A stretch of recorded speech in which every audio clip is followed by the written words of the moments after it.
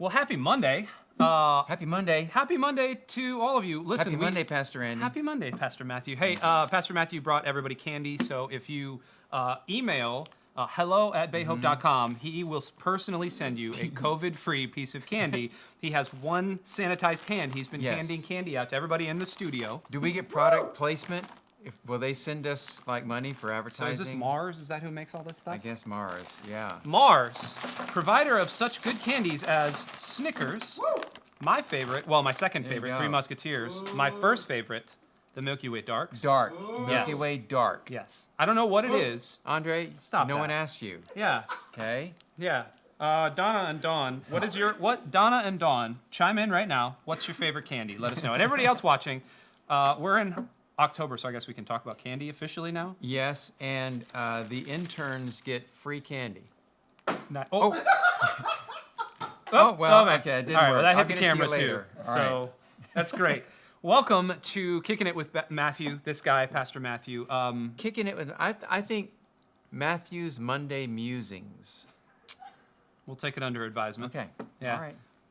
We've already worked on graphics, so that's fine. If that's what you want to do. Okay. I'm okay with breaking people's hearts like that. That's okay. We have Darkwing Duck Nerd online as well, and Brad Miller. Hey, Brad. Hey, Nice to Brad. see you. On a flight test right now and won't be able to hang long. Hey, Brad. Good to see you, man. Thanks for being here.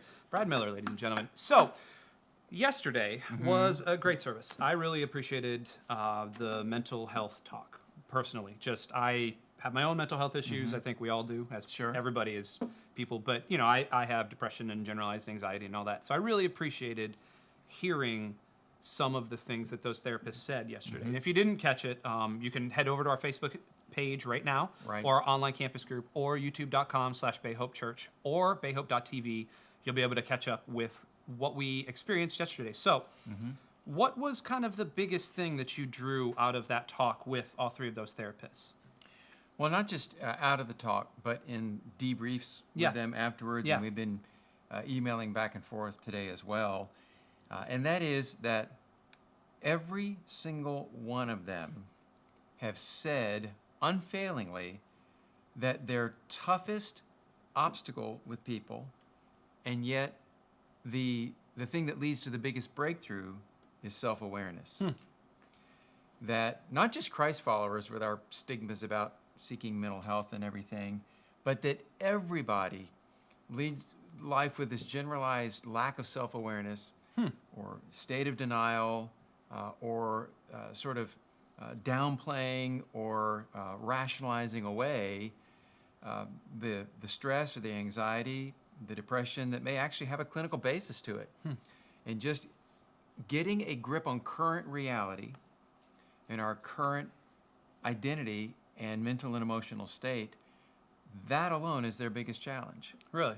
Yeah, and so that was a lot of what I was hoping to do yesterday with that panel discussion, is to what Judy Wayan called normalize the reality that all of us need to be more self-aware about when we need help. I've heard Sherry Leatherwood, our director of care here, which, by the way, bayhope.com/care, if we as a church can be helping you in any of your life circumstances, situations. We have amazing therapist recommendations, but also celebrations of life, funerals, weddings, those type of things are great. Great. Sherry does that. I've heard her use that normalized struggle, and I honestly had never heard it until I came here. Is that a prevalent thing that's going on in a lot of therapist circles? Yes. In fact, by the way, Sherry Leatherwood just finished her master's in counseling. Right. And she's completing her clinical hours right now. Go Sherry. Good job. Yeah, to get her licensing. So yay, Sherry. And the reason why that phrase normalizing is a really kind of a hot topic these days is because of the stigma we place upon going to therapy or getting medications for depression or anxiety or whatever it is.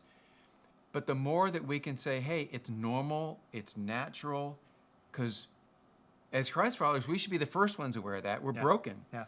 And we're broken by sin, and that brokenness is affecting our mental, emotional, and physical state, not just our spiritual relationship with God and each other. So if we can normalize it, it takes the sting out of it. It takes the stigma out of it. And here's a phrase that Dr. John Townsend helped me really to understand about this, and that is, if you can name it, you can tame it. Huh. I'm going to put that in the old chat right now. Do that, because that's a part of normalizing, is just naming it. And because these things are like a dragon, and they feel so untamed in our lives, particularly anxiety and depression issues. And so if you can name it, you can tame it. I love that. I love, again, that you can name it, you can tame it thing. I also loved, and maybe you can kind of dig a little bit into this, I loved the idea that all three of those counselors up there were saying it's okay to not be okay. One of the things that Mike Mage, who we are shooting our podcast tomorrow called The Weekday, which if you haven't listened, go listen. We're actually talking about this same issue. And we're talking about the fact that when we grew up, mental health wasn't really talked about. And, Right. and I've never known why that is. So you've been a pastor for a number of years. I'm not going to say the number. A number of years. Thanks. So, what?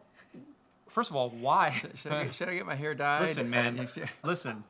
They were making Racina back behind the camera was making fun of hair plugs a little bit ago. So everybody wants your hair. Yeah, the thick flowing mane of Michael Racina back there.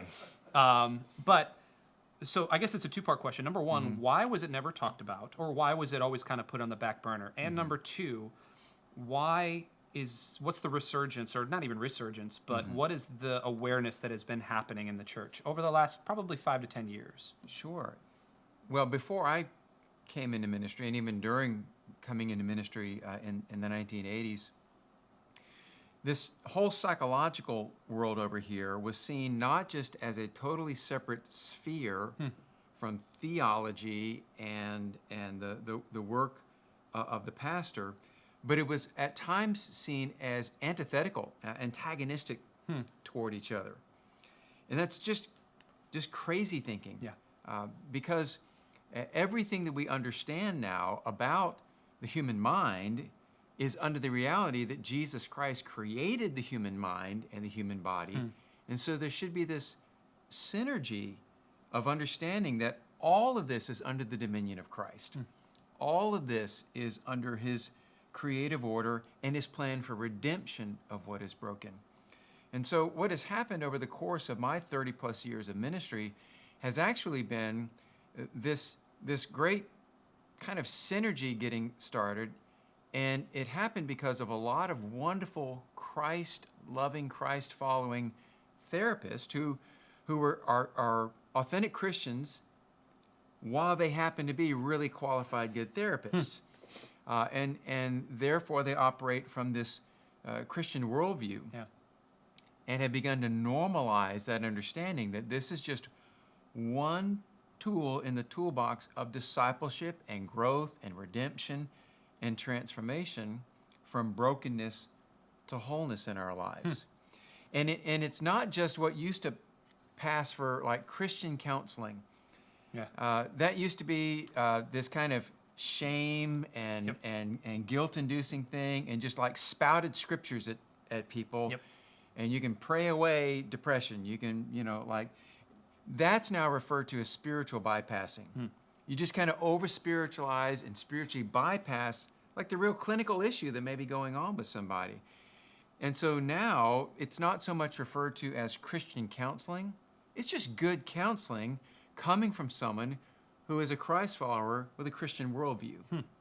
I like that. And I almost, it's funny, I've been reading a lot lately, and I don't know why. It's a weird confluence of everything that happened. I've been reading a lot about mental health, depression from secular sources and books that were 20 and 30 years old, just because I'm fascinated by it.